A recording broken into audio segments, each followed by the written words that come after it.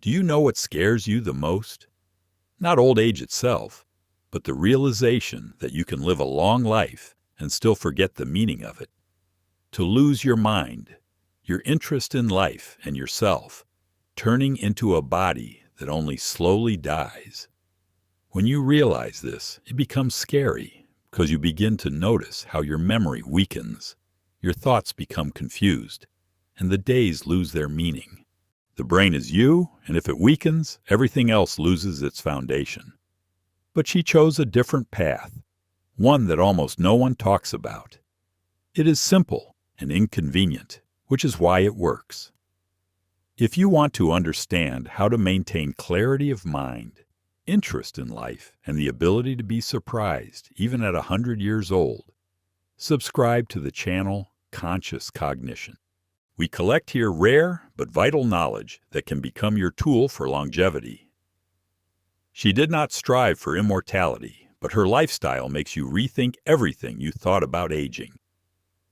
Now we will find out who this woman was, who not only lived long, but remained alive until the very end.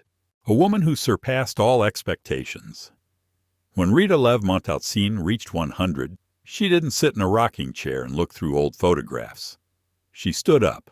Rita, as usual, visited the scientific institute that she founded herself at 5 o'clock in the morning. She had a meeting with some young researchers and then sat down at her desk and continued her work. She didn't look 100, but about 35. She wasn't just some passive observer. She was a living, breathing part of the world around her. She was a clear thinker, had a precise memory, spoke expressively, and had a slight ironic smile. She reckoned her brain worked better than at 20, and you just had to trust her. Rita chatted to the journalists, holding a glass of wine, and spoke about neurobiology with so much enthusiasm that the audience listened to her with bated breath. This wasn't fate. It wasn't genetics, and it wasn't magic.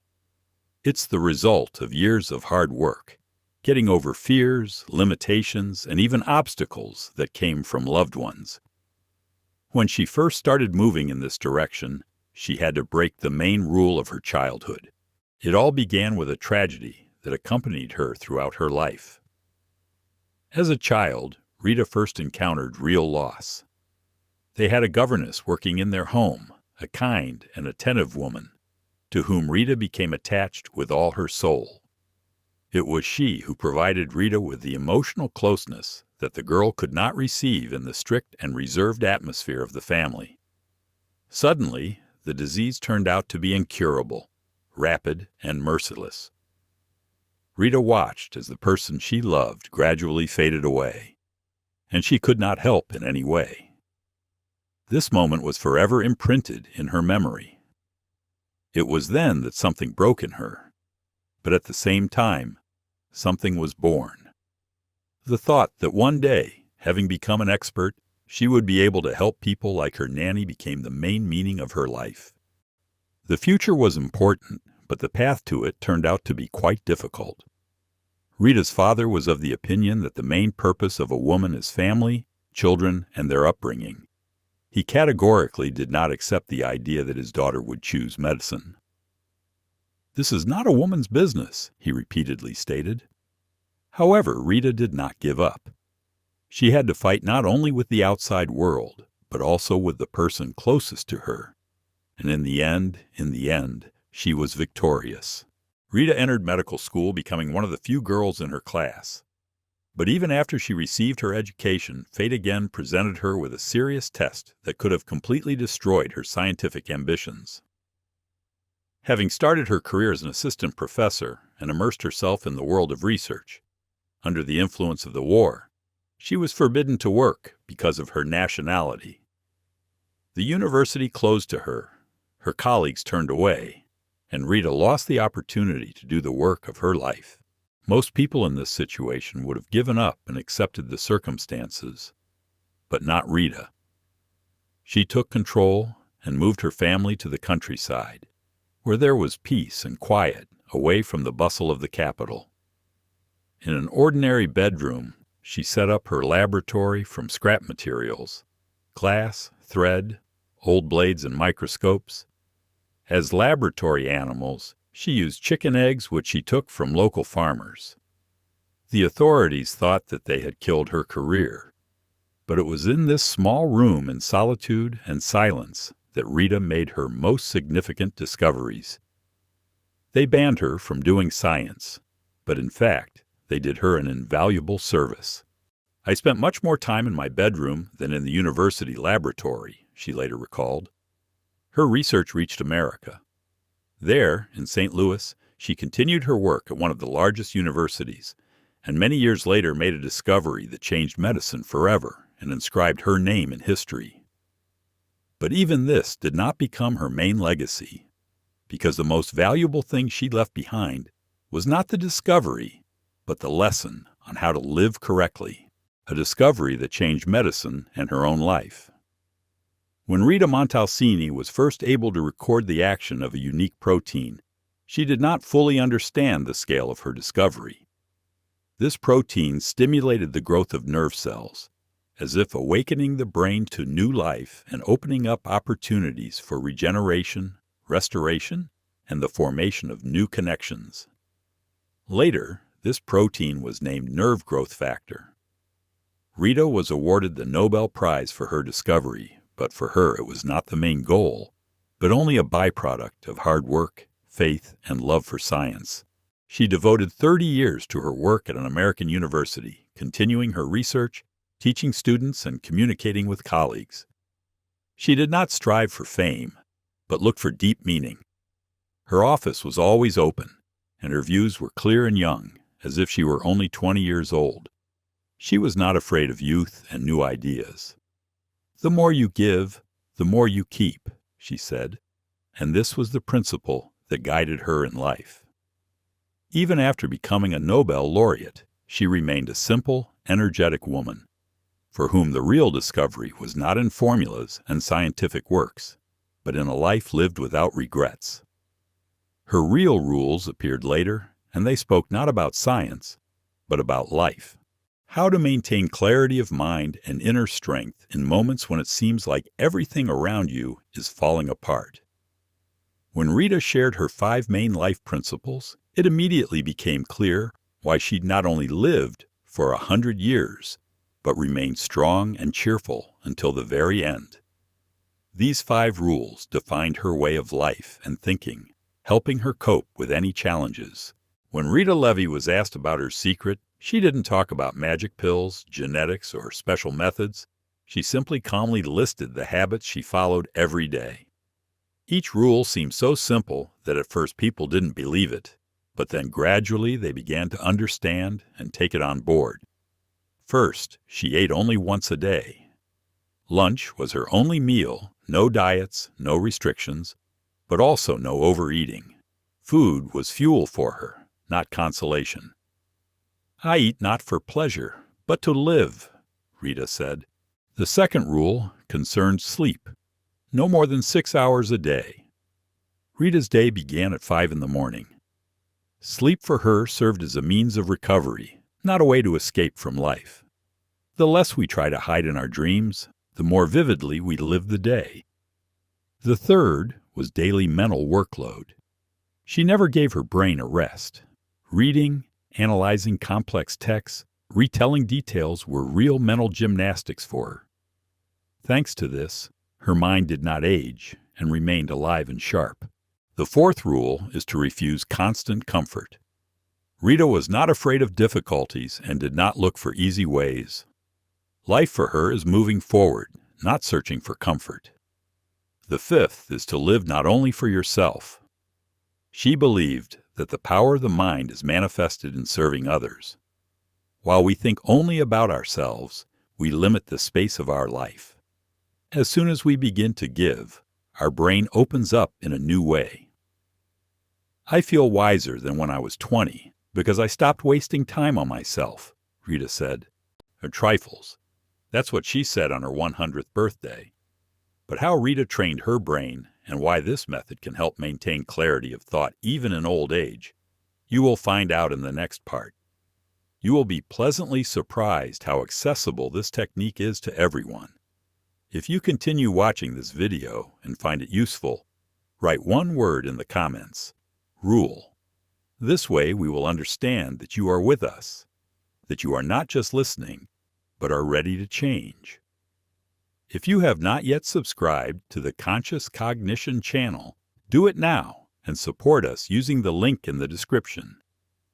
Your support is a contribution to the creation of content that helps you think, feel, and live more deeply. Ahead of you is a method that can become a real protection for your mind even in old age. Don't miss it. An exercise for the mind that, according to Rita, can delay aging. She believed that the brain is like a muscle. It loses strength not because of age, but because of inactivity. If you stop training it, it begins to fade. That is why Rita developed a simple but very effective set of exercises for herself, which she did every day as reliably as others brushed their teeth. Every day she opened complex scientific articles on medicine, philosophy, and neurobiology, chose a text full of incomprehensible phrases, wrote out unknown terms, deciphered them, and reread the material again and again until she understood every meaning. It was not an easy task, but that was the point. If the brain is easy, it sleeps. If it is difficult, it develops, she explained. Another exercise she did was memory training. Rita read a lot of books and tried to remember as much information as possible. She preferred to remember not the main character, but secondary characters, paying attention to their appearance and clothes, as well as their place of residence. On the street, Rita carefully watched passers-by, trying to remember small details of their faces, facial expressions, and outfits. Sometimes she picked up a dusty directory and chose several random names with dates of birth and death, after which she repeated them for a couple of minutes and remembered them.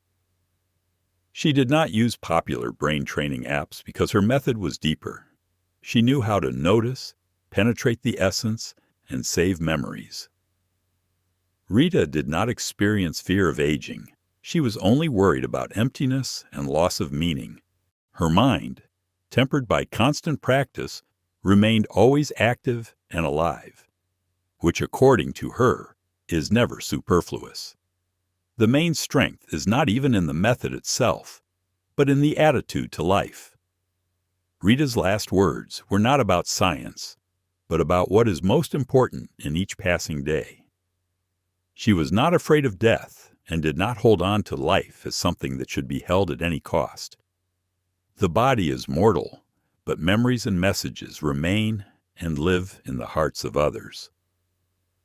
This is what makes sense, Rita said, with that deep inner freedom that even the young often lack. In her century, she did not throw lavish parties.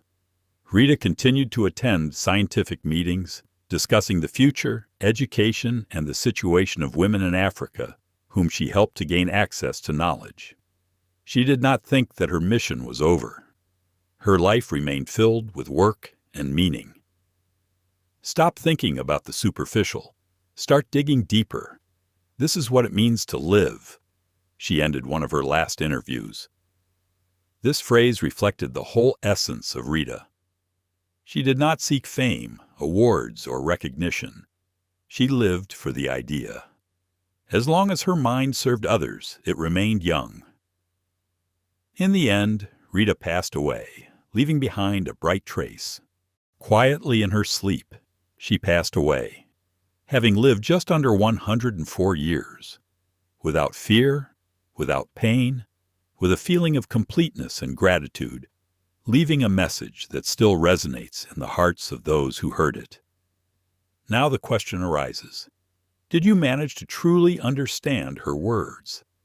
After all, the most important thing begins not in the past, but in what you decide to do today. Imagine that you are 90 years old. You wake up not with pain in your body, but with the thought of how you can be useful to this day. You do not forget the names of your grandchildren.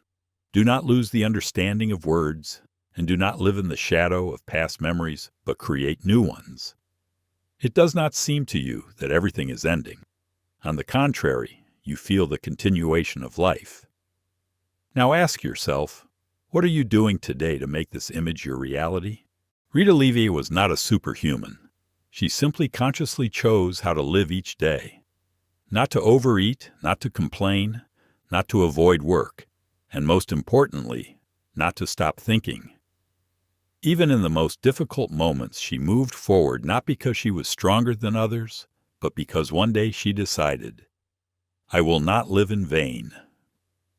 If you are still watching this video and feel that it touched you, write in the comments, I choose clarity and meaning. Share which of Rita's rules you want to implement in your life today. If you haven't subscribed to the Conscious Cognition channel yet, do it now and support our project using the link in the description. Your support helps us create videos that inspire, awaken, and give strength to live truly. Thank you for being with us. Now it all depends on you. She said it calmly, without bravado. She simply stated the fact. She had never been ill. She was 100 years old at the time. Most people that age have dozens of illnesses, mountains of medicine, and the fear of every sleepless night. But she continued to work, think, write, and communicate with a clarity that many lack even at 40.